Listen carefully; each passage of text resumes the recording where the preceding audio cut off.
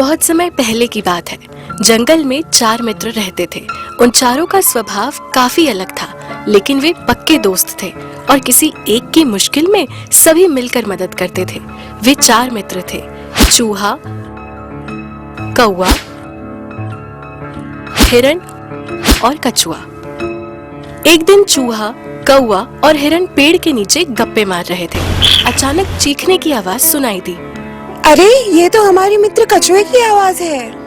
कछुए की आवाज सुन कौवे ने कहा, लगता है वह शिकारी के जाल में फंस गया।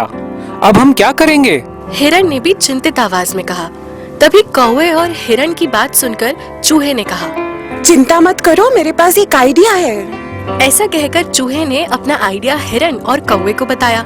सारे दोस्तों ने मिलकर कुछ तय किया और निकल पड़े अपने दोस्त कछुए को बचाने। सबसे पहले हिरण शिकारी के रास्ते की ओर चल पड़ा और शिकारी को देखकर यूं गिर गया जैसे मर चुका हो। तभी कौवा भी वहां पहुंच गया और मरने का नाटक कर रहे हिरण का मांस नोचने का दिखावा करने लगा। जैसे ही शिकारी जाल में बंधे कछुए को उठाकर घर की तरफ चलने को हुआ तो उसकी नजर जमीन पर पड़े उस हिरण और कौवे पर पड़ी। मरे हिरण को देखकर वह झूम उठा। अरे वाह, यहाँ तो हिरण मरा पड़ा है। इसका स्वादिष्ट मांस तो कई दिनों के लिए काफी होगा। शिकारी ने जाल में फंसे कछुए को नीचे रखा और हिरण की तरफ लपका।